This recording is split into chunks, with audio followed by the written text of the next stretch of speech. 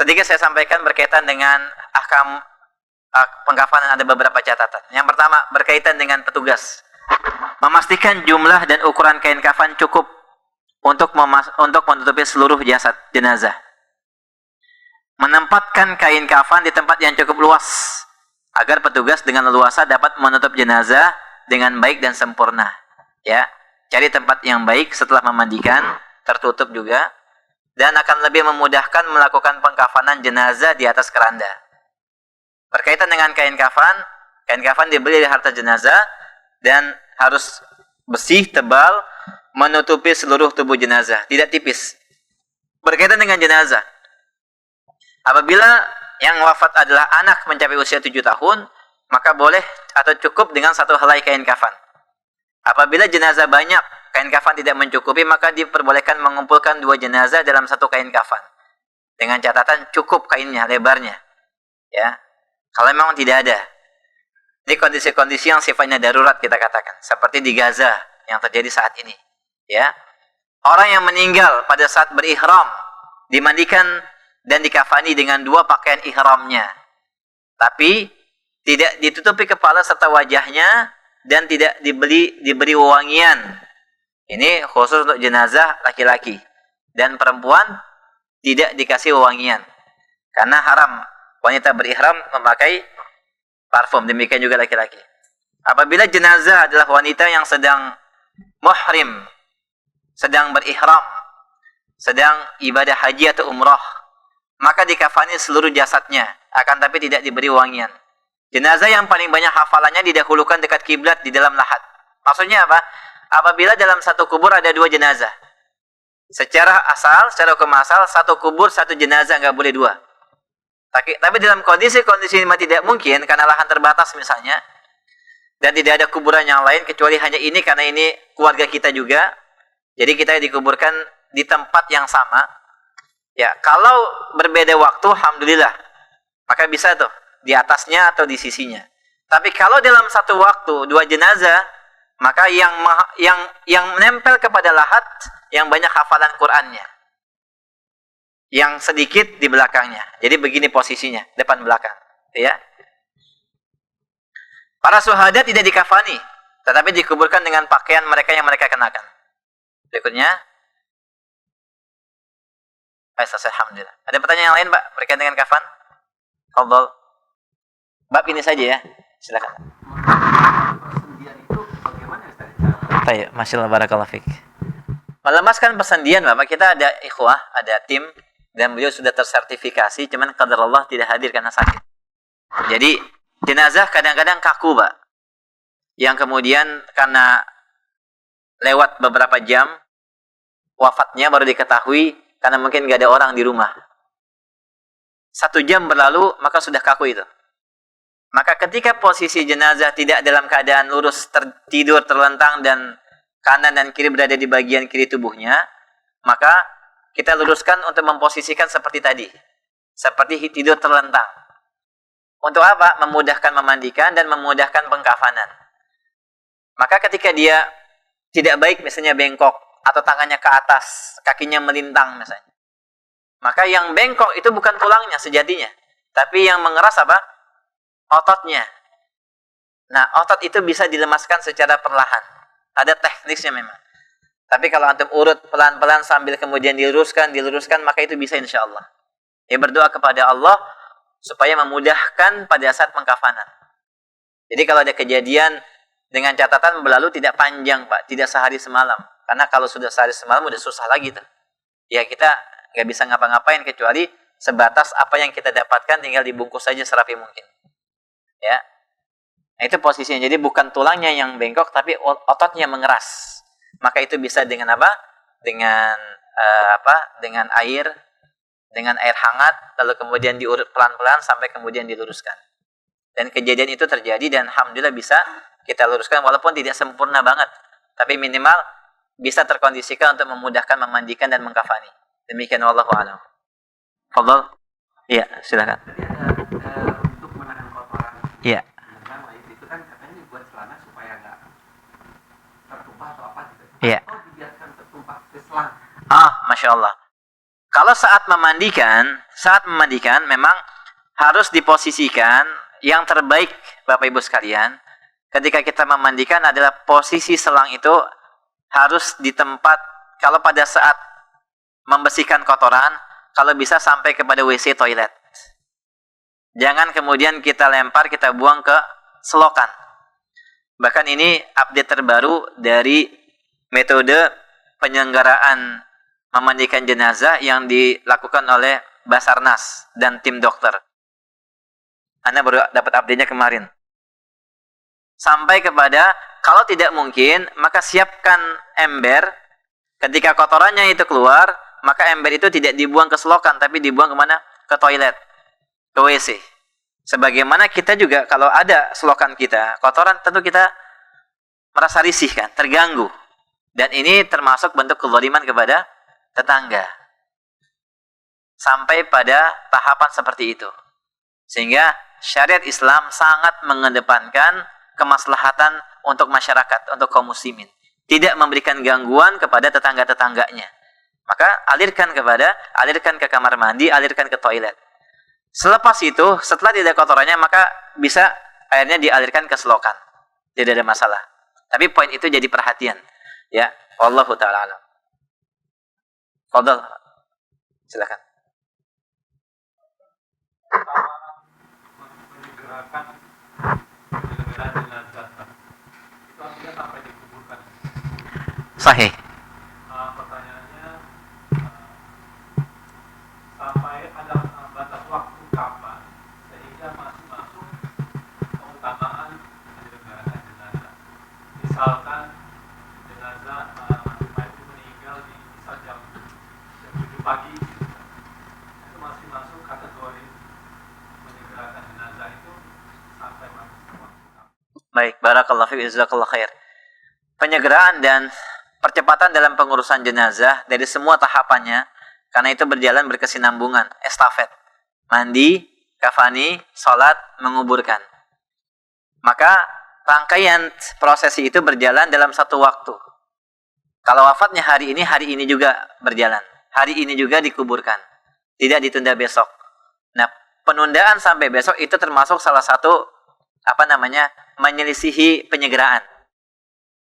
Ya, dan Rasulullah, kecuali pada masa Rasulullah, karena di situ ada masa genting berkaitan dengan siapa yang akan memandikan, bagaimana prosesi pemandian. Ya, itu pada masa jasa Rasulullah SAW ya diurus oleh sahabat-sahabat. Tapi terlepas dari itu, maka seluruh jenazah yang wafat pada masa Rasulullah dari para sahabat, dari orang-orang yang wafat di perang bersama Rasul, maka dimakamkan sesegera mungkin. Tidak ditunda sampai besok. Kalau misalnya pagi, maka setelah-telatnya malam. Boleh tidak dimakamkan di malam hari? Boleh. Dengan catatan semua pengurusannya lengkap. Ada yang mensolatkan, ada yang memandikan, dan kuburannya siap. Kalau ada salah satu ini yang tidak siap, maka boleh ditunda besok. Ya, tapi tidak juga menunggu sampai siang. Nah tadi Pak, dilihat dari perubahan jasad yang begitu sangat cepat. Penundaan itu akan berdampak buruk kepada jasad dan badan si mayat. Dan ini juga akan berdampak sulit dan beban bagi keluarga yang ditinggalkan. Ya, walaupun secara hati bersedih, akan tapi percepatan itu akan membantu meringankan kesulitan dan juga bebannya dan rasa kesedihannya. Nah, oleh sebab itu, kalau memang pagi wafat jam 7 dan semua sudah siap, kuburan juga bisa dikontak untuk bisa siap siangnya, maka waktu duha sudah mulai berjalan tuh. Memandikan, mengkafani, mensolatkan, menguburkan, ya. Kemudian mungkin pas salat zuhur, karena banyak jemaah yang hadir, maka bisa disolatkan, ba'da zuhur langsung dikuburkan. Nanti akan ada pembahasan berkaitan dengan berapa banyak saf solat yang diutamakan, ya, dan dianjurkan. Kita akan bahas itu, tapi kembali kepada pertanyaan, hari ini wafat, hari ini dikuburkan. Itu maksimal. Wallahu a'lam. Pemandian jenazah tadi Ustadz tadi dari suami boleh memandikan istrinya, istri boleh memandikan suaminya, dan kemudian kalau apabila suami yang terutama yang bisa menyelenggarakan itu adalah waris yang terdekat, anak laki-laki atau dari ayahnya atau dari kakeknya. Kalau dari istri berarti anak perempuan. Ya. Nah, katakanlah studi kasusnya kalau seorang akhwat itu meninggal, di mana dia tidak ada saudara perempuan, tidak ada anak perempuan, tapi ya memang ada suaminya gitu. Nah itu yang mandikan suaminya dengan tim pengurus jenazahnya gitu Ustaz. Itu yang semuanya pasti ibu-ibu atau akhwat gitu saja. Itu bagaimana? Jadi ini ya Ustaz, prakteknya apakah memang dibolehkan suami di situ atau mesti keluar Ustaz? Kalau yang wafat siapa istrinya? Iya betul Ustaz. Dia posisinya Pak, kalau sekiranya akhwat yang memandikan ini sudah memahami sunnah, udah serahkan sepenuhnya kepada mereka. Jadi suami tinggal mempersiapkan kain kafan. Mempersiapkan kuburan, bahkan perlu juga pengecekan kuburan. Ya, lahatnya sesuai atau tidak, panjang pendeknya sesuai atau tidak. Itu penting juga. Kedalamannya, kadang-kadang kita terlalaikan. Baru tahu ternyata bermasalah ketika jenazah sudah sampai kuburan, harus digali lagi dan seterusnya. Tapi kalau sudah paham sunnah, sudah biarkan, serahkan kepada mereka. Tapi kalau mereka orang-orang awam dan tidak mengerti, atau mereka mengetahui secara umum dan lebih banyak yang sifatnya ritual-ritual yang mereka lihat lah gitu. Dan kita pastikan ini akan berjalan tidak sesuai sunnah, maka antum dampingi dari balik tabir. Ya kan biasa ada penghalang, maka antum di situ sampaikan satu persatu, membersamai. Sampaikan, saya akan bimbing, ibu-ibu mandikan saja, urus saja sesuai dengan arahan saya. Kelar itu. Ya, jadi kita dampingi. Demikian, Allah alam. Ustaz. Ya. Satu lagi. Tadi udah disampaikan adab-adab petugas atau relawan mensucikan, harus bertanya dulu ada wasiat atau keluarganya dan seterusnya. Nah ini kasusnya si teman kita itu keluarganya itu belum kenal sunnah lah katakan begitu, awam, sehingga teman kita itu wasiat ke kita lah, ke petugas, kalau nanti saya meninggal tolong diurus lah, dimandikan segala macam. Nah ini seperti apa nanti kira-kira kita bisa masuk? Apakah langsung kita anggap saja di keluarganya dia juga belum mewasiatkan gitu. Kecuali kalau dia mewasiatkan, nanti kalau saya meninggal nanti akan diurus itu. Nah, anggap saja belum sampai ke sana. Kan kita juga nggak bisa langsung, nanti ini saya udah dapat wasiat, nanti saya mandikan, seperti itu. Supaya terjadi di dalam keluarga itu tidak terjadi apa-apa. Gimana Ustaz? Barakallahu fiik, jazakallahu khair Pak. Adapun yang pertama, memang dilihat dari kondisi keluarga. Kalau kondisi keluarganya sudah faham tentang sunnah, sudah biasa mengikuti kajian, dan mengerti sedikit tentang wasiat, tentang waris, dan seterusnya, maka kita sampaikan bahwa fulan pada masa hidupnya pernah menyampaikan kepada saya atau kepada kami, ada beberapa saksi, ya dia bicara di majlis, mandikan saya kalau saya wafat oleh Bapak fulan. Sampaikan. Maka dengan itu mereka paham, karena terkadang wasiat itu tidak disampaikan atau disampaikan hanya kepada orang-orang terbatas. Karena wasiat ada dua, ada yang secara lisan, ada yang secara tulisan. Kalau wasiat itu disampaikan kepada keluarga lebih aman. Jadi keluarga dia sampaikan kepada istrinya atau anak-anaknya, maka nanti disampaikan kepada keluarga besarnya bahwa Bapak kami minta kepada Bapak Yahu untuk memandikan. Silakan Pak mandikan. Gitu. Tapi kalau sudah disampaikan ada semacam perdebatan ringan, maka kita katakan kita posisi hanya menyampaikan, Pak. Minimal sudah disampaikan. Dan kita tidak ingin kondisi dan suasananya harusnya khidmat, khusyuk, mengingat kematian, itu menjadi rusak karena perdebatan-perdebatan ringan. Apalagi sampai besar. Wa ma'alika ilal balagh. Kata Allah, kewajiban kamu hanya menyampaikan. Sama halnya dalam 4 bab, umumnya kita selesai dengan 3. Memandikan, mengkafani, mensolatkan, aman. Tapi ketika menguburkan, itu banyak orang yang kemudian ikut campur. Ya kita sampaikan aja. Tapi selepas itu mereka tetap, enggak begini, yaudah kita mundur. Silakan Pak. Ya, silakan. Apalagi misalnya kita hanya berperan, posisinya diminta membantu. Yaudah kita membantu sesuai dengan kemampuan kita. Kecuali Pak, ini akan banyak orang, dan di keluarga saya sering kali sampaikan begini Pak, ada satu kejadian. Suatu waktu kita ngurus, bukan kita, ada orang lain yang mengurus jenazah. Kemudian kita hadir terlambat, tapi di situ ada beberapa ustadz, ada beberapa guru-guru kami. Proses berjalan, kita agak sibuk sambil menunggu, sambil ngobrol, sampai kepada tahap penguburan. Ternyata pada saat dikubur, sudah naik, ada beberapa keluarga yang melihat, kok papan lahatnya tidak diturunkan. Jadi papan lahat masih di atas. Artinya, mayat langsung ditimpa dengan tanah. Kan harusnya harus tertutup dengan papan lahat. Ternyata ada salah paham. Jadi isinya mengatakan, jangan pakai papan nama. Karena kan biasa papan nama dengan papan juga kan. Bukan papan lahat tetap turun. Nah, terjadilah apa yang terjadi. Bingung kita. Kemudian ada usaha senior, karena mudarat kalau kita gali lagi. Dari situ, satu hikmahnya apa Pak? Walaupun yang datang di situ banyak ustadz, antum harus tetapkan satu komandan yang mendampingi, membersamai, dan memberikan instruksi.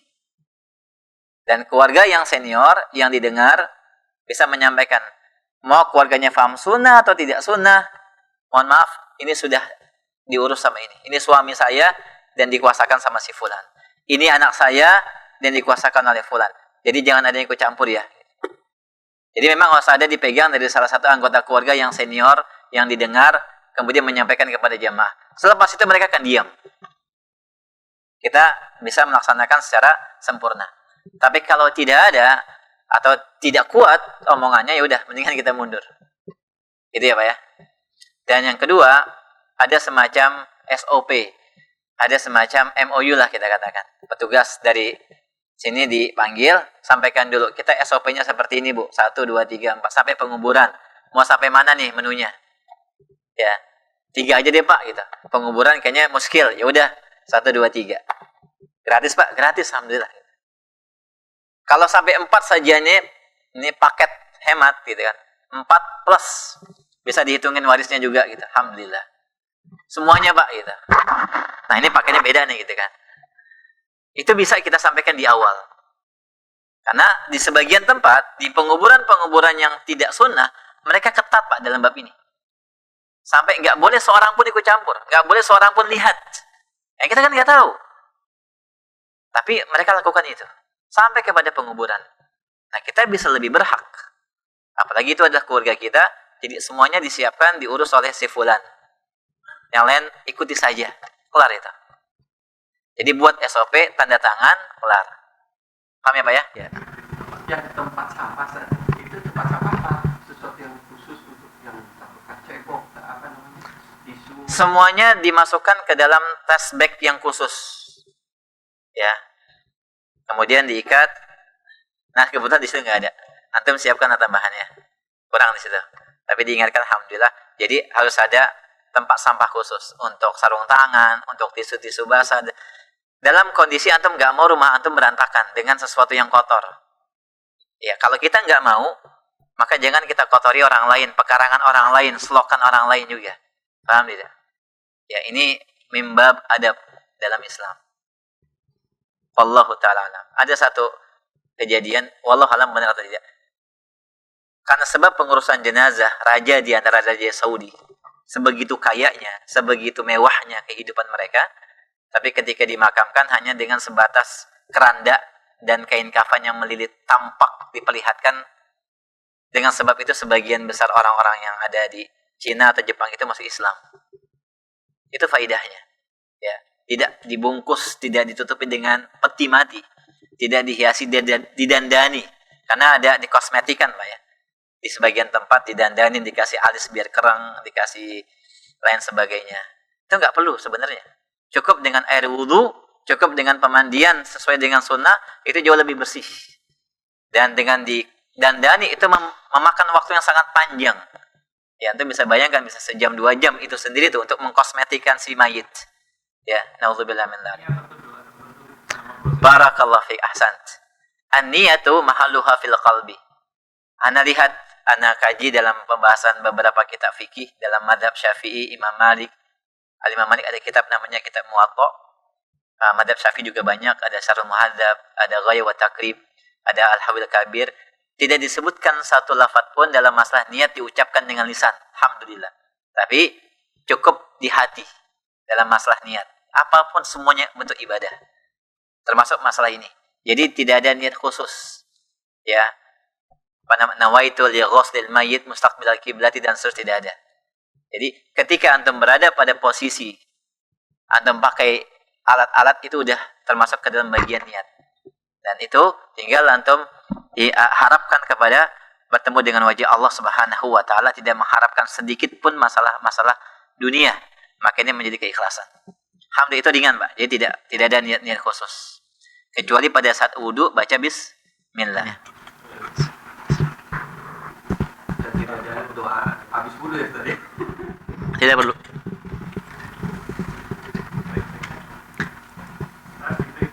Kalau terjeda dengan azan, bagaimana pada saat itu sedang memandikan? Kalau terjeda dengan azan, maka berhenti dulu, kemudian jawab azan, kemudian sholat dulu. Sholat dulu. Ya. Apa namanya? Dalam ibadah, Pak, ada yang disebut al-awqatul dayiq dan al-awqat muwassa'. Ada waktu yang sempit, terbatas, dan ada yang muwassa', ada waktu yang lebih luas di dalam suatu ibadah. Salat berjamaah bagi laki-laki wajib tidak? Wajib. Fardu ain dengan fardu kifayah, maka dahulukan wajib ain. Makanya sebisa mungkin ini juga menjadi fikih bagi petugas jenazah. Dia harus bisa menyelesaikan sebelum azan. Sehingga dilihatlah waktunya. Karena kalau kita lihat praktek ini tidak sampai panjang, Pak. Tidak sampai 1 jam sebenarnya. Kalau semua peralatan sudah siap. Memandikan, langsung mengkafani kan. Tinggal mensolatkan. Memang tidak butuh waktu yang panjang sebenarnya. Anggaplah maksimal 2 jam. Berarti kalau kita mulai jam 10, pas jam 12 sudah selesai. Harusnya demikian. Gitu. Sehingga tidak akan terpotong dengan azan. Karena agak repot lagi itu nanti berganti pakaiannya. Gitu. Tapi ala kulli hal, kalau terjadi apa yang terjadi, maka selesaikan dulu, kemudian tunaikan yang wajib. Karena sholat wajib bagi laki-laki itu terbatas bersama dengan imam. Dan waktunya sangat sesempit. Sedangkan pengurusan jenazah agak lapang waktunya. Walaupun disegerakan, tapi bisa beberapa jam untuk kita tunaikan. Mafhum ya, Pak? Gitu. Jadi kita tunda dulu. Wallahu a'lam. Ya. Setelah memandikan jenazah ini mungkin sebenarnya itu ada kayak yang sudah ini ada mandi atau apa tertentu itu atau boleh beraktivitas langsung beraktivitas biasa? Setelah memandikan. Setelah memandikan, yang disunahkan adalah mandi setelahnya atau minimal wudu. Kalau tidak sempat karena ada aktivitas, biasanya kalau kita bertugas memandikan kan memang kita memposisikan tidak ada aktivitas. Cuman kalau terjadi ada aktivitas setelah itu, maka minimal kita mandi dengan mandi asal basah saja sih, Pak. Ya, asal basah dari ujung kepala sampai ujung kaki. Atau izin dulu ke kamar mandi, basahi, baru kemudian minimal itu sunnahnya kita tunaikan. Karena Bapak Ibu sekalian, mandi itu ada 2, ada haddul adna dan haddul kamal. Batasan paling minim dan batasan sempurna. Bapak Ibu sekalian, yang kita sampaikan dari awal sampai akhir ini merupakan haddul kamal, mandi yang sempurna. Dan yang kedua ada haddul adna, batasan paling minim apa mandi? Teralirkan air dari ujung kepala sampai ujung kaki, udah selesai. Jadi pun demikian dalam kondisi misalnya mandi janabah, airnya terbatas, atau kondisi dekat dengan adzan. Kalau hadul kamal akan lewat jadi masbuk, maka mandi janabah sebagaimana Rasulullah ambil air, basahi kepala sampai kulit kepala, kemudian aliri air sebelah kanan sebelah kiri, selesai. Setelah dibersihkan tentunya farjinya dan hal-hal kotor yang melekat pada tubuh, bersihkan. Nah, ini hadul adna dalam mandi. Itu bisa kita lakukan ketika kondisi lagi ada aktivitas. Kalaupun tidak, maka berwudu. Ditunda nanti mandinya. Wallahu a'lam.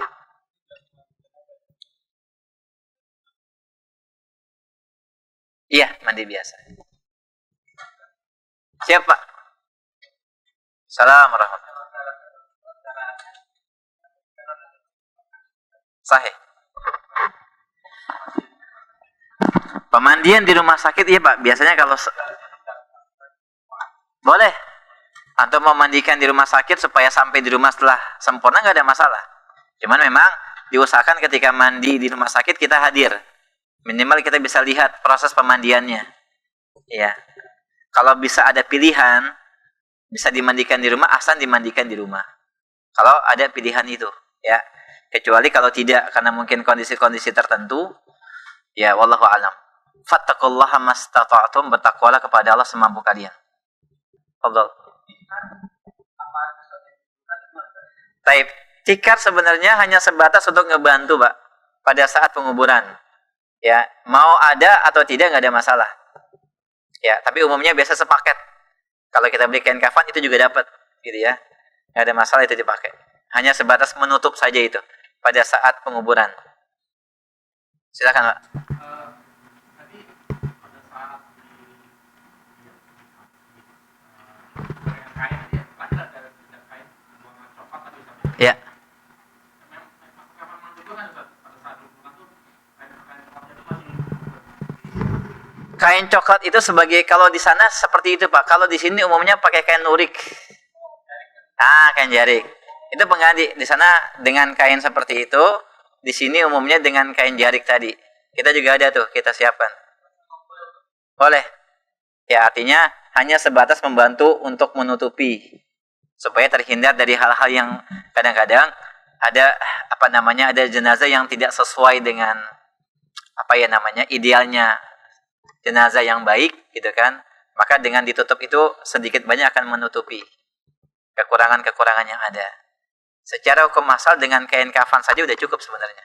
Udah kelar itu. Ya, Allahu a'lam. Silakan. di tangannya itu apakah lurus atau kalau bisa kayak di Bersedekap ya. ada dipaksa. Ya. Allahu a'lam, Pak. Ada penjelasan dari kitab Ahkamul Janaiz Syekh Albani, tidak merupakan sunnah menyedekapkan pada saat jenazah wafat, pada saat pengurusan jenazah. Dikembalikan, bahkan yang lebih baik, bahkan yang lebih mudah sesuai dengan pengalaman yang ada adalah posisi tangan di kiri kanan. Itu memudahkan dalam semua hal, baik memandikan maupun pada saat mengkafani. Kadang ketika ditaruh di sini, kebutuhan kain kafannya jadi nggak cukup, jadi semakin besar kan. Kecuali kalau memang dari awal sudah begini, ya udah, sudah begini, sudah kaku, ya udah, biarkan saja. Tapi kalau dari awal masih bisa dikondisikan, maka letakkan di kiri dan kanan. Itu akan memudahkan pada saat pemandian. Gitu. Wallahu a'lam. Ada yang lain? Silakan Ibu. Assalamualaikum warahmatullahi wabarakatuh. Oh iya Ibu, Masya Allah. Yang petugasnya itu memasukkan jari tangan mengeluarkan kotoran dari bubur. Jadi apakah itu dibolehkan atau memang diharuskan? Baik, barakallahu fiik, jazakillah khair Ibu pertanyaannya. Dalam bab ini Ibu, tidak boleh kita juga takalluf. Tidak boleh kita takalluf memaksakan sesuatu. Dan memasukkan jari jemari ke dubur, ya jangankan wafat jenazahnya. Seorang yang hidup juga akan merasakan satu nuansa yang sangat sakit dan nyeri. Ya, itu tidak diperbolehkan. Paham tidak? Jadi cukup diurut perlahan-perlahan, karena kondisi pada saat dia wafat sudah agak berbeda dengan kondisi ketika dia hidup. Syaraf-syaraf dan semuanya sudah tidak berfungsi. Jadi dengan diurut perlahan, ya dengan teknik secara secara baik lah kita katakan dari atas ke bawah, itu sebenarnya sudah bisa memancing, mendorong kotoran keluar. Kalau tidak ada yang keluar, ya sudah, jangan dipaksakan. Kalau sudah tidak ada yang keluar, harus keluar, ya, tidak juga. Ya, tertahan di dalam, ya sudah, alhamdulillah. Ya, intinya kita usahakan, dan dalam proses pemandian, ketika bagian perut juga sedikit ditekan, itu sebenarnya memancing. Kalau memang keluar, maka dimandikan lagi, dibersihkan. Kalau tidak, maka udah berjalan sebagaimana apa adanya. Nah, ini yang kita katakan sebagian petugas ya terlalu takaluf untuk kemudian sampai kepada batasan itu. Mungkin ingin terkesan bersih, tapi dari satu sisi itu menyakitkan. Dari satu sisi itu menyakitkan. Jadi kita memperlakukan jenazah dengan penuh kelemah lembutan. Apa yang kita rasakan ketika hidup sakit pun mereka merasakan sakit. Ya. Makanya sampai kepada suhu air. Antum misalnya di puncak, wafat qadarullah tetangga kita. Antum aja kalau di puncak mandi nggak pagi-pagi? Ya, jangan kan mandi, wudhu aja nggak. Dingin, Mbak. Maka kadang-kadang kita hangatkan. Maka kita hangatkan air. Ya, kemudian suam-suam kuku, kemudian baru kita mandikan. Sampai pada bagian seperti itu. Demikian Ibu ya. Jadi apa yang sudah terjadi, ya wallahu alam, semoga Allah berikan kebaikan buat orang tua. Hanya saja kita sebagai anak dan sudah mendapatkan ilmunya, maka kita perlakukan jenazah jauh lebih baik lagi, lebih mulia lagi, lebih lemah lembut lagi gitu. Wallahu alam. Silakan, Pak.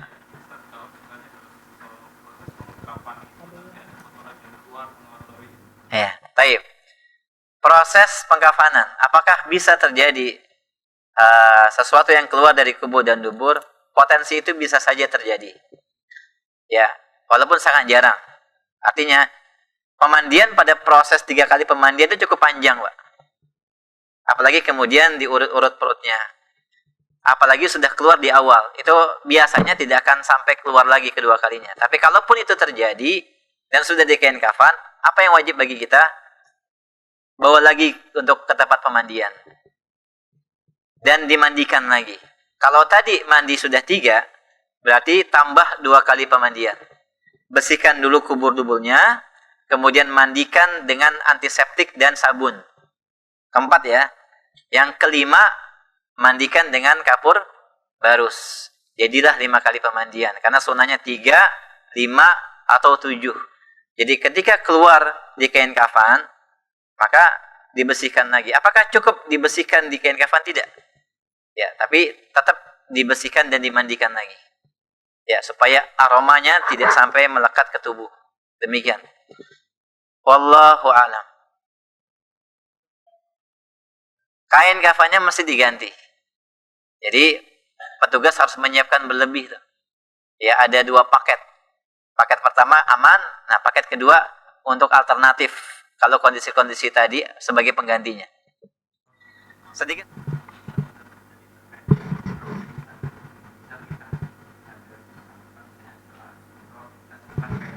Ya. Nah. Sahih. Boleh tidak? Boleh tidak, Pak? Kain ihram warnanya apa? Artinya masuk keumuman. Boleh menggunakan kain ihram untuk kain kafan. Hanya saja dilihat biasanya kain ihram agak pendek. Jadi 2 helai kain kafan itu jadi 1 helai yang ditumpuk. Jadi tetap butuh tambahan 2 helai kain putih. 2 helai kain putih ditambah 2 helai kain ihram. Itu boleh. Dan itu yang bersentuhan langsung dengan apa? Dengan badan kita, dengan badan jenazah. Sehingga berlebih kurangnya kalau kependekan itu bisa ditutupi dengan kain kafan berikutnya. Terbungkus rapi itu, tertutup. Apalagi ditambah dengan kain kafan yang pertama, jadi tertutup semuanya. Jadi diperbolehkan. Allahu a'lam. Boleh tadi penasaran ini alat pengangkut jenazah. Yang tadi itu memang ada dan maksud cara ini atau Oh ada, itu tanya sama Pak Asep. Mana Asep? Ada yang jadi. Nah, ada yang jadi, insyaallah. Ustaz, mau tanya yang lanjutan yang tadi itu, kain ikram yang kita pakai Ya. untuk umroh atau haji. Nah, Apakah ada manfaat? kain ihram yang sudah kita miliki, yang sudah kita gunakan, itu sebenarnya antum bisa infakkan, Pak, sedekahkan. Ya, kalau antum mau gunakan itu sebagai kain kafan, boleh antum simpan. Kalau antum mau hibahkan untuk mereka yang mau beribadah umroh, ya nggak mampu beli kain ihram, hibahkan. Secara hukum asal, apakah ada kemanfaatan, keramat? Oh, ini haji saya pertama gitu kan. Ada keberkahan di situ. Ada nggak keberkahannya? Dia sebagaimana kain-kain biasa, ya, tidak kemudian jadi afdol. Ya, tidak ada keutamaan khusus. Bahkan ketika antum selesai tahalul, kain ihram itu mendingan kalau saya dibawa banyak. orang-orang Bangladesh itu kan, yang kemudian dia tidak punya kain kafan, berselimut dengan kain, antum infakkan saja, hibahkan. Apalagi di tanah haram. Gitu, nggak perlu dibawa pulang. Kalaupun mau dibawa pulang boleh, tidak boleh, silahkan. Tapi dimanfaatkan untuk apa? Ya, untuk selimut bisa. Ya, untuk selimut bisa dan seterusnya. Atau untuk kain kafan nanti. Ini kain kafan saya yang pertama, silahkan. Begitu, Pak. Allah alam. Lanjut. Ibu yang bertanya? Waalaikumsalam Ustaz. Waalaikumsalam warahmatullahi. Afwan mau nanya, jika si mayat tersebut bleeding Ustaz, yang darahnya nggak bisa berhenti, itu kita gimana ya Ustaz? Baik, Masya Allah, barakallahu fiik. Kalau dia berdarah, keluar darah terus, yang pertama kita tunggu apakah dengan kita keluarkan kemudian dia akan mengering, kemudian tidak akan keluar lagi. Kalau itu alhamdulillah. Tapi kalau iya terus mengalir, maka ditutup dengan plester, dengan kain dengan perekat. Tutup dengan kapas dulu, kemudian ditambah plastik. Biasanya kita sediakan plastik tambahan, Ibu. Lalu kemudian direkatkan dengan plester. Itu kita siapkan juga di kotaknya, ada plester. Jadi kondisi-kondisi itu memang kadang kita temui. Termasuk cairan yang keluar dari hidung dan telinga. Darah. Pemandian pertama keluar, pemandian kedua keluar, pemandian ketiga keluar. Paling ada sumbat. Tetap keluar. Maka ditutup dengan kapas yang baru, kemudian ditambah dengan plester. Itu diperbolehkan. Ya. Bahkan dalam kondisi misalnya di mana keluar terus cairan darah, apakah dari kemaluannya atau dari tempat-tempat tertentu di bagian tubuh kubul duburnya, maka ketika beberapa pengamandian 3 atau 5 kali tidak berhenti juga, maka ibu bisa kenakan pampers dewasa. Ya. 3, 5 sampai 7 kali tetap masih mengalir, maka fattaqullaha mastata'tum, tutup supaya tidak mengalir ke kain kafan, bahkan kalau perlu juga dibungkus dengan plastik. Sebagaimana kondisi sebagian teman-teman yang kena COVID. Ya. Itu bahkan tidak dimandikan. Ya, karena itu punya potensi menular. Lalu bagaimana? Kita dapatkan dari rumah sakit sudah dibungkus plastik. Maka memang dalam kondisi-kondisi seperti itu, apabila ada luka, dibungkus plastik. Hanya pada bagian lukanya saja. Demikian, Ibu. Barakallahu fiik. Iya, boleh. Boleh. Itu lebih permanen, lebih aman. Lebih permanen, lebih aman. Supaya tidak jatuh dan tetes ke kain kafan. Jadi posisinya Bapak Ibu sekalian, antum yang paling mengetahui tentang kondisi jenazah. Dan kondisi jenazah itu beragam. Orang bilang sebagian karena pengaruh sebab amal kebaikannya. Wallahu alam. Mungkin iya. Karena anak pernah memandikan satu jenazah yang subhanallah kulitnya itu lebih keras dari papan. Keras banget. Satu waktu kita pernah memandikan kulitnya lebih lembut dari kulit bayi. Halus banget, lembut banget. Ada yang harum. Ada yang sudah berapa kali penyabunan, bukan main. Padahal kita pakai daun bidara, pakai serbuk daun bidara, pakai ekstrak daun bidara, pakai sabun bola, sabun cair dan seterusnya, masih nggak hilang baunya. Maka pada kondisi itu ya udah, maksimalkan parfum yang ada. Dan juga jangan terlalu lama, itulah manfaatnya kenapa tidak boleh terlalu lama. Supaya tidak bikin fitnah. Jadi yang mau melihat, nah bagian ini apakah wajahnya langsung ditutup, bisa diperlihatkan sementara. Sampai keluarganya melihat kondisi ini, sudah dimandikan, sudah bersih. Ya, bisa dicium, boleh tidak mencium jasad jenazah? Boleh. Yang mahram, anaknya, istrinya, ya, saudara-saudarinya mencium boleh. Sambil mendoakan. Selepas itu langsung ditutup. Dan disegerakan. Demikian. Wallahu a'lam. Pak, enggak, silakan. Syariat yang takbir mengangkat tangan. Barakallahu fiik. Apakah hukumnya mengangkat tangan atau tidak? Mayoritas atau jumhur mengangkat ulama. Sebagaimana juga yang dipilih oleh sahabat Ibnu Umar, Ibnu Abbas radhiyallahu ta'ala anhuma. Ya, maka mengangkat tangan, Pak. Dan itu yang dipilih oleh sebagian besar asatidzah kita. Termasuk Abdus Salam dan yang lainnya. Jadi tetap mengangkat tangan. Boleh tidak yang tidak mengangkat tangan. Ada pendapat ulama yang mengatakan demikian, tidak ada masalah, insyaallah. Ini masalah khilafiyah. masalah khilafiyah, maka apa yang membuat nyaman bapak dan ibu, apakah mengatakan atau tidak, maka silakan diamalkan salah satu dari keduanya. Ya, ambil pendapat yang paling ibu dan bapak kuatkan. Wallahu a'lam. Kita praktek jam berapa nih? Hah? Siap. Yang pertama mengenai balik lagi ke pemandikan jenazah. Kalau jenazahnya bentuknya tidak kurang bagus untuk dimandikan. Contohnya korban kebakaran. Ya. Bagaimana? Baik, barakallah. Terkait pengumpulan jenazah. Ada kalau misalnya ada seorang anak tuh berwasiat kepada orang tuanya. Nanti setelah ibu meninggal, tolong dimakamkan dengan bapaknya. Itu apakah wasiat itu boleh dijalankan atau bagaimana atau tidak boleh? Barakallahu fiik, jazakallahu khair. Alhamdulillah wassalatu wassalamu ala Rasulillah ma ba'd. Adapun yang pertama tadi apa? Jenazah terbakar. Ketika ada luka dan lukanya berdampak kepada hampir menyeluruh kepada tubuh jenazah, ya, dan dikhawatirkan kalau dimandikan akan terkelupas atau akan dapat menyakitkan, karena ketika kena api, kalau kena air kan perih Pak kita. Maka kondisi seperti itu dan luka yang semisalnya cukup kemudian dialiri air pada bagian tubuh yang masih bisa dialiri air. Kalau tidak ada sama sekali, maka langsung dikafani. Gugur kewajiban. Disebutkan dalam kaidah ad-daruratu tubihul mahdhur. Sesuatu yang darurat membolehkan sesuatu yang terlarang. Dan yang tadi, ketika kondisi jenazah tidak bisa dimandikan karena sebab luka, maka kita katakan pada posisi ini maka cukup langsung dikafani tanpa perlu dimandikan. Dan ini termasuk rukhsah. Tapi kalau masih ada yang bisa kita mandikan, maka cukup sekali pemandian. Aliri air saja, bersihkan yang kotor, lalu kemudian dibungkus langsung dengan kain kafan. Yang kedua, berkaitan dengan wasiat. Ketika seorang istri mewasiatkan atau ayah atau ibu agar dikuburkan di satu liang lahat. Dilihat, kalau sekiranya ada kubur yang lain, maka secara hukum asal satu kubur, satu jenazah.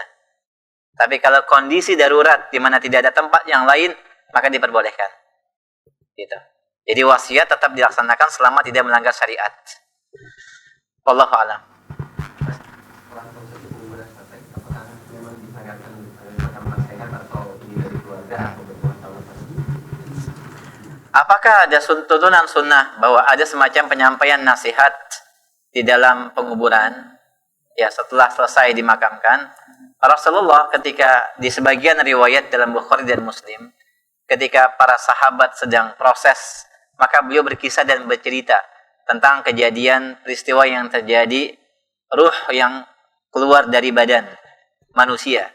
Ada dua ruh, ada dua jasad, ada dua kondisi yang Rasul ceritakan.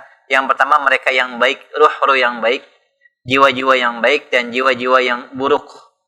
Allah akan menerima dengan sebaik-baik penerimaan, kemudian dikembalikan lagi. Lalu diberikan padanya nikmat di antara nikmat-nikmat surga. Diceritakan itu. Sebagaimana buruknya jiwa-jiwa yang buruk, yang keluar bagaikan benang wol yang tebal, basah, dan ditarik dengan pengait besi yang tajam dan melekung. Saking beratnya dan sulitnya jasad-jasad atau ruh-ruh dari jasad yang buruk. Artinya, ada beberapa faidah. Walaupun tidak dijalankan secara sering, tidak secara rutinitas, tidak menjadi sebuah kebiasaan Rasulullah, hanya saja bagi mereka yang hadir, bagi yang bisa menyampaikan, itu sebenarnya salah satu momen untuk menyampaikan nasihat. Jiwa-jiwa benar-benar lapang di situ, khusyuk di situ. Kehidupan akhirat dekat dengan mereka, karena mereka langsung lihat. Maka sebatas mengingatkan menjadi satu bagian yang menjadi kita katakan poin penting penyampaian nasihat ketika penguburan tidak masalah. Ya, wallahu alam tidak masalah.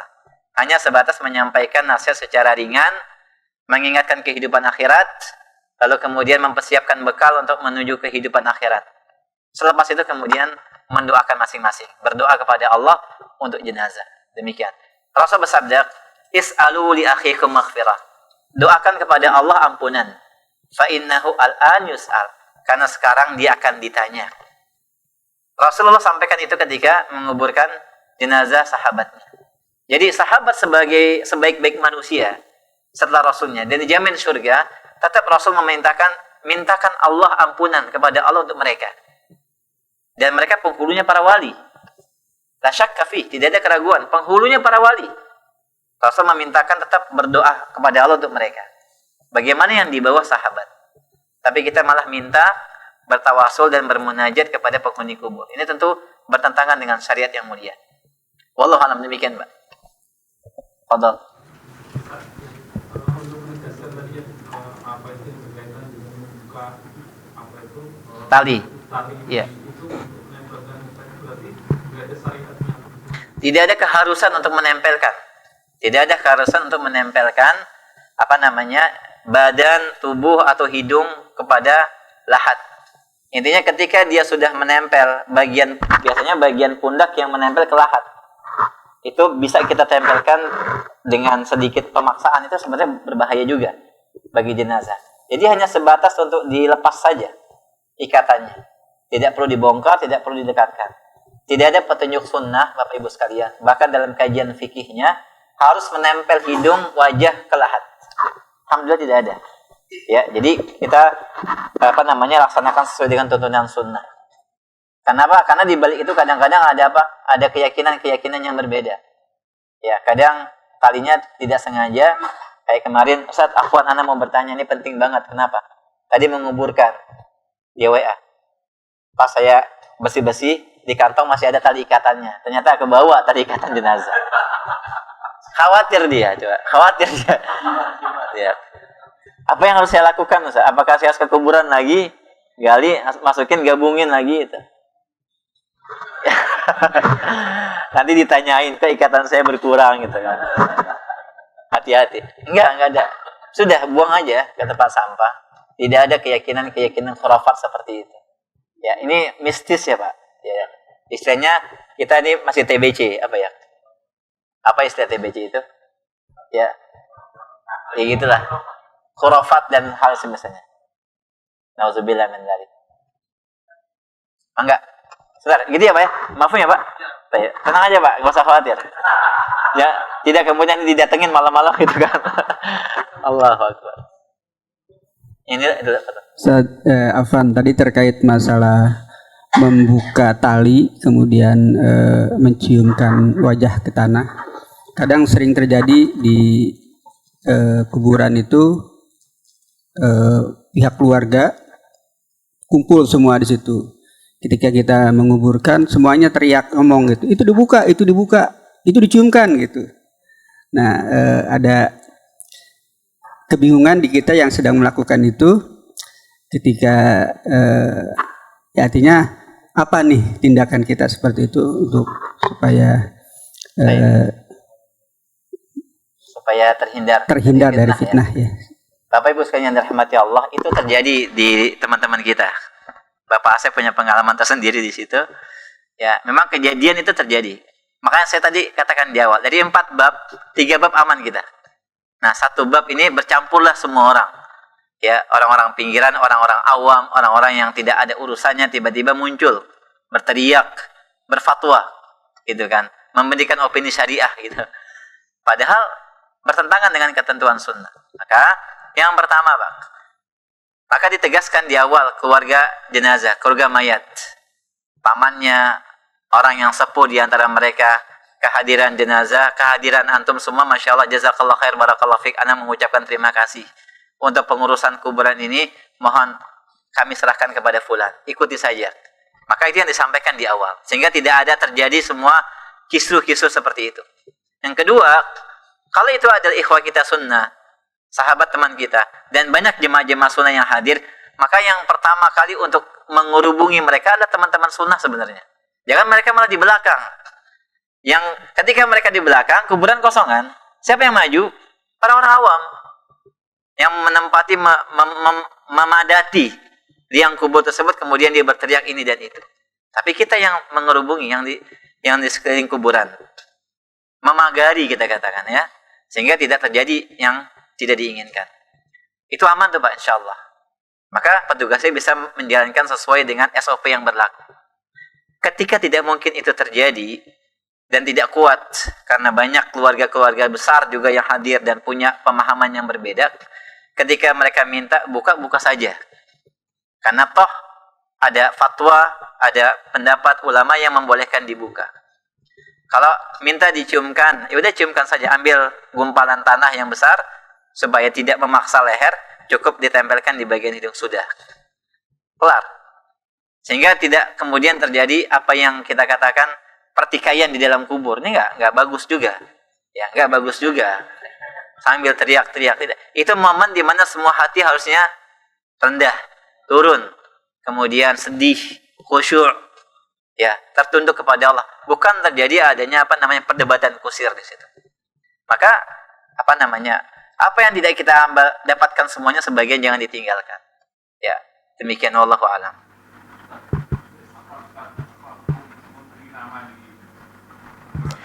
Memberi nama di kuburan, Bapak Ibu sekalian, secara hukum asal tidak diperbolehkan.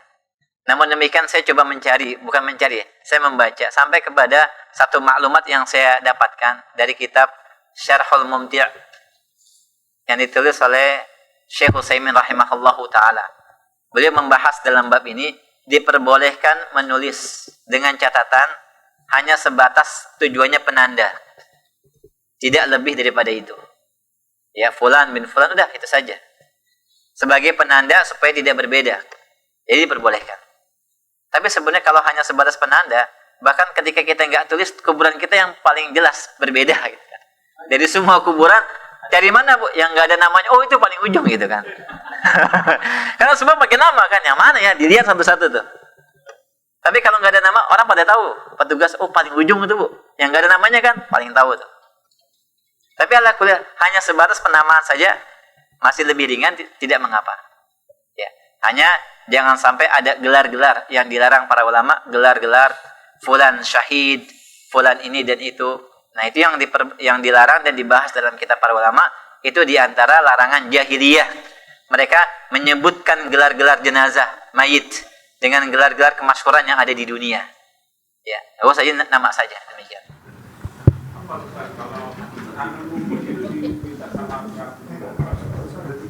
Nanam rumput di pihak kuburan. Secara hukum asal Bapak Ibu sekalian, kalau tujuannya tidak menghilang untuk menjaga kubur tidak hilang jejaknya, sama sebagaimana tadi kuburan dilapisi ditumbuk dengan batu-batu kerikil. Ya wallahu alam tidak mengapa, hanya sebatas penanda, tapi diusahakan bentuknya musannam. Ya, yaitu seperti punuk unta yang tadi kita sebutkan. Miriplah, jangan kotak banget, tapi lebihkan di bagian tengahnya supaya tadi ada upaya kita untuk mendekati sunnah, walaupun tidak sesempurna mungkin. Kan biasa kotak banget kan, maka kita buat agak sedikit menumpuk di bagian tengahnya. Demikian Pak, wallahu a'lam. Itu kalau bisa sama sekali tidak dihindari. Tidak bisa dihindari maka tidak mengapa. Mangga. Sebentar Pak, silakan.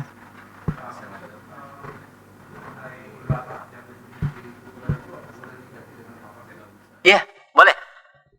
Masalah bata yang di lahat maksudnya, di dalam lahat. Ya, itu kalau di Saudi umumnya pakai bata kenapa Pak? Karena dia ya mudah turun Pak, mudah gembur. Tanahnya mudah runtuh.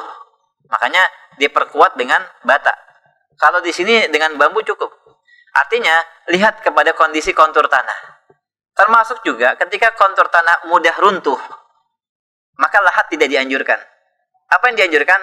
Syak di bagian tengah.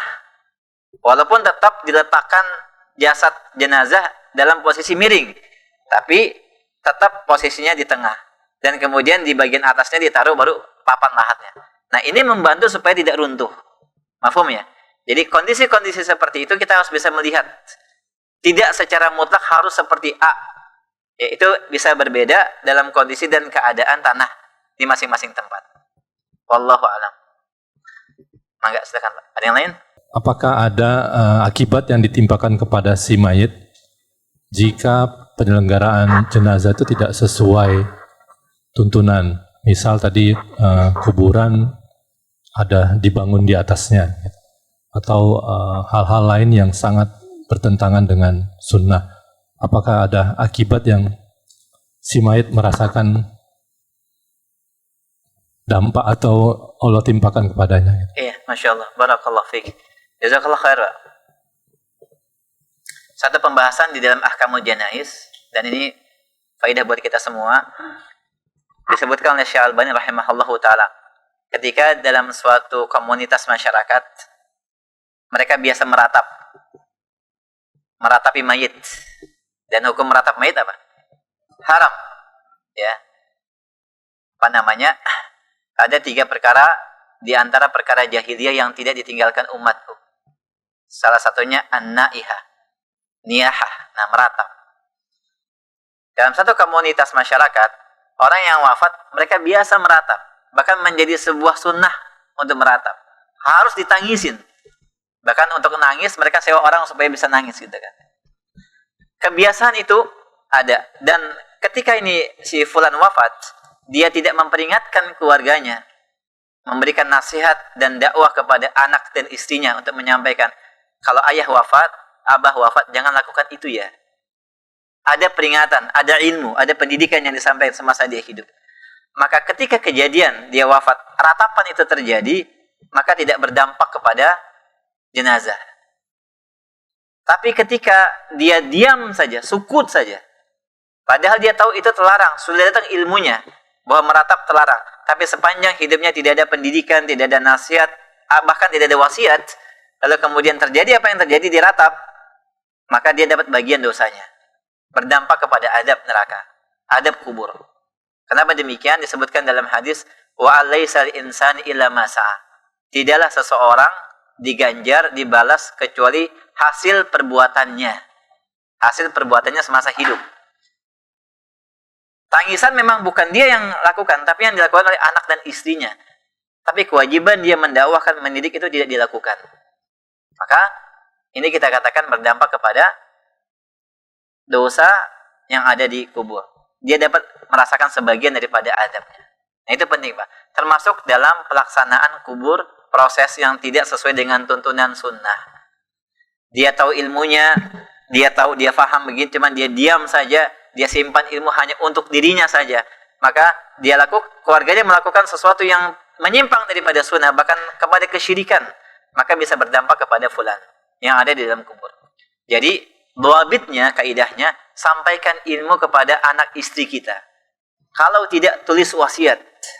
Maka wasiat yang ada maksudnya ada 3. Adapun yang pertama, wasiat ketakwaan. Wahai anakku, wahai istriku, tetap mentauhidkan Allah. Jangan pernah menduakan Allah. Tentang akidah, tentang manhaj. Sampaikan. Yang kedua, berkaitan dengan muamalah maliyah, muamalah harta. Ayah punya hutang kepada fulan atau alan. Senilai. Harta ada di sana. Kemudian kepemilikan harta ada di sini. Berkaitan dengan masalah muamalah harta. Yang disimpan berapa dan seterusnya. Termasuk juga kalau sekiranya ada pos 2 dan 3 yang tidak diketahui istri, Pak. Nah, ini bahaya ini. Gak sensitif ini, gitu kan. Dapat nggak warisan? Dapat. Jadi ibu-ibu hati-hati, Bu ya. Jangan dikuasai semuanya. Saya nggak mengatakan di sini punya pos semuanya. Yang pos satpam pasti ada. Tapi kalau ada, sampaikan. Kenapa? Dia berhak mendapatkan bagian berapa? 1/8. Maka kadang-kadang dikuasai semua oleh istri yang pertama. Karena nggak dapat izin kan.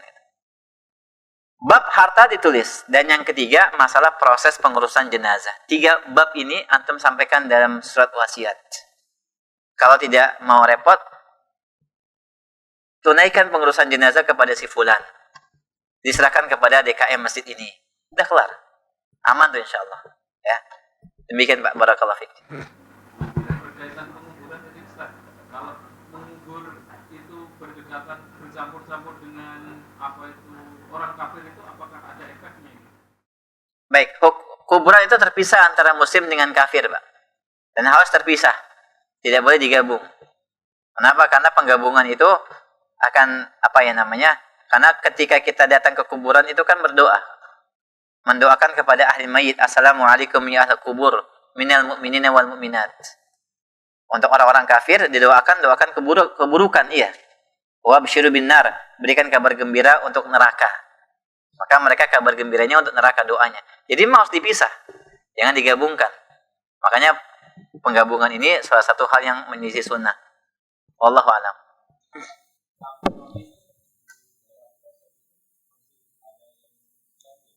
Subhanallah. Kalau bisa dipisahkan, walaupun hanya sebatas dengan garis atau hanya sebatas dengan pagar, dipisahkan. Yaitu mungkin kejahilan orang-orang terdahulu, tapi kalau memungkinkan bisa kita pisahkan kuburnya. Wallahu a'lam. Ya. Asal di tempat yang lain. Kalau ada tempat, ada pilihan, antum mencari tempat yang memang khusus untuk kaum muslimin. Dan memang di pekuburan kaum muslimin, jangan ditaruh di belakang pekarangan kita, Pak, kuburan orang tua. Kadang gitu kan, udah jauh di paling belakang, dan kadang-kadang itu mengganggu, tidak bisa dimanfaatkan oleh ahli warisnya. Dan kemudian tidak didoakan oleh kaum muslimin. Bahkan keluarganya juga nggak doakan. Ya, datang sebatas kunjungan setahun sekali, pas Ramadan baru ke kuburan. Jadi itu mudaratnya. Kalau di pekuburan kaum muslimin, berapa banyak yang datang berkunjung, berziarah, dan mengucapkan doa. Satu di antara sekian banyak doa mustajab, maka itu kebaikan buat seluruh penghuni kubur yang ada di dalamnya. Nah, itu manfaatnya. Dan sunnahnya memang dikuburkan di pekuburan kaum muslimin. Kemudian tanah yang ada ini bisa dimanfaatkan oleh ahli warisnya. Biasa dia bangun rumah, biasa dia jual, dan untuk kemanfaatan hidupnya. Demikian. Wallahu a'lam. Terkait dengan meninggalkan COVID. Ya. Di Makassar, di Jawa Timur itu bercampur baur. Ya. Ada muslim kuburannya bercampur baur. Beberapa nasihat dari beberapa yang mengetahui ilmu baiknya bagaimana Ustaz dipindahkan pada saat yang sudah waktunya bisa dipindahkan atau tetap di situ saja? Kalau sudah dikubur ya sudah, Pak. Kalau sudah dikuburkan jangan digali lagi. Memang ada kondisi-kondisi boleh kuburan itu dipindahkan. Ya. Ketika misalnya untuk kemaslahatan yang besar. Bangun masjid, di situ ada tanah kubur, maka itu dipindahkan memang. Tapi kalau selain itu ya sudah tidak ada mengapa. Ya, tidak mengapa di situ. Wallahu a'lam. Cukupkan ya insyaallah.